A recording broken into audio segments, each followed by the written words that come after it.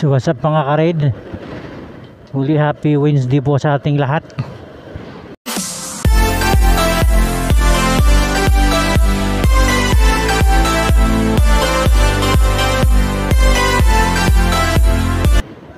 It's Wednesday. Kamusta mga ka-raid? Oo. Di ba? Ang ganda ng kalsada namin. So sa mga ka-raid muli, good evening po sa ating lahat. Luzon, Visayas at Mindanao at saan man sulok ng sanlibutan ngayon. Dito na naman po ang makukulit at mangulit sa gitna ng kakalsadahan sa gabing ito, road rider, motovlog.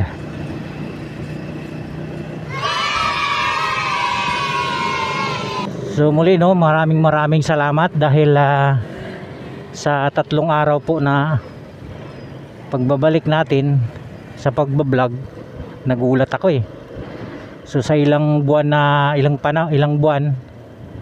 tayo po ay nanahimik dahil nga ika nga nakakapagod dahil nga wala namang ika nga nanonood dun sa ating mga video. So sinubukan ko noong mga nakarang araw, so pangatlong araw, pangapat nata ngayon ay good news dahil thanks God dahil kahit hindi man gaano karami yung views na nakuha natin, thankful tayo dahil yung mga views na yon kadalasan nating nakukuha isang taon, no, ilang buwan, ngayon araw lang. So maraming salamat mga ka-ride no sa patuloy na panonood nyo po dito sa aking munting YouTube channel. So sabi nga nila, ang pagmumotor ay dagdag daw sa araw ng buhay nila. Kumbaga pag nagra-ride daw sila, nadagdagan yung buhay nila. So para sa akin no, para sa akin ito yung aking stress reliever, no, pang patanggal ng pagod ng problema. Usually hindi naman matatanggal yung problema, pero kahit papaano sa ilang saglit, no, sa ilang oras makakalimutan yung problema na hinaharap.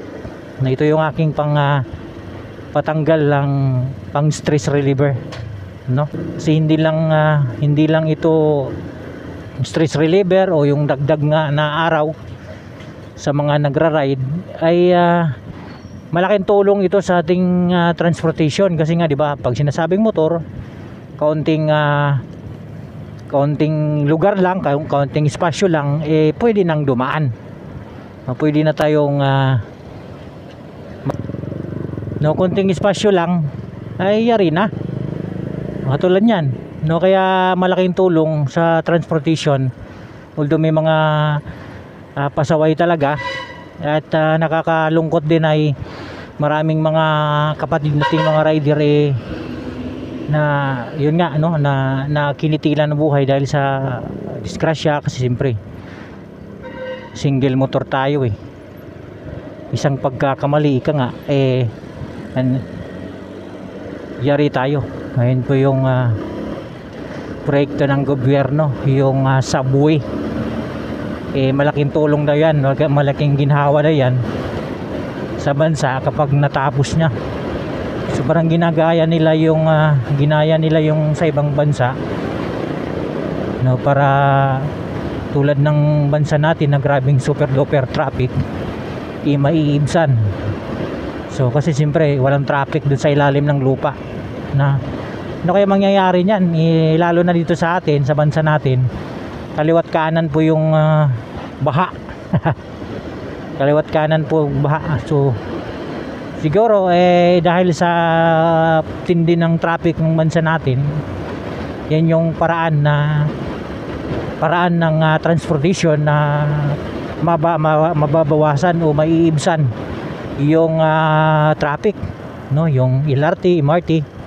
Lalo ngayon ay may bago na naman, no, yung mayroon na naman silang itinayong dugtong na MRT, LRT. Yung kung di ako nagkakamali dugtong yan papuntang Bulacan, Pampanga kung di ako nagkakamali. Pero siguro ilang taon pa rin bago matapos. Baka matapos na yung termino ni Pangulong Marcos, kasi inumpisahan niya ni dating Pangulong Duterte. So ngayon ay tinuloy nung pamahalang Marcos, no, ni Presidente Bongbong Marcos. Pati yung subway, no, hindi ko nagkakamali, ay isa din yan sa proyekto na inumpisahan ng dating Pangulong Duterte. Kung hindi ko nagkakamali, yun nga ay malaking ginhawa kapag natapos na nga yan, kasi siyempre meron na tayong MRT, LRT, at may subway pa. Subway ba? Kung hindi ako nagkakamali, subway yung sa ilalim nga ng lupa, no, babiyahe.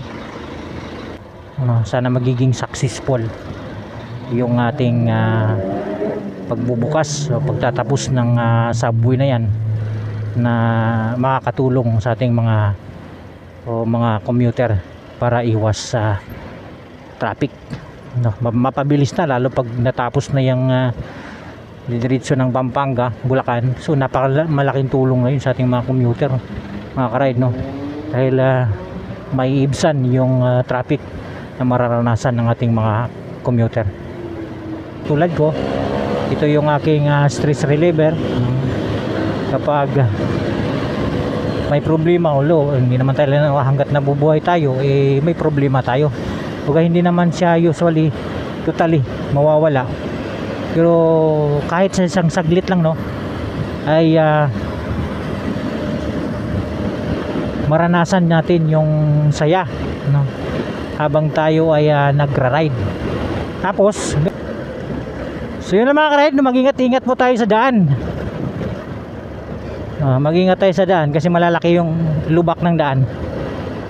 God bless po natin sa aking lahat. Maraming salamat.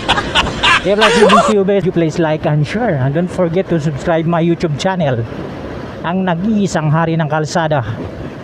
Nag-iisa kaya marami sila, no other one but the only one, Road Rider. Bye bye.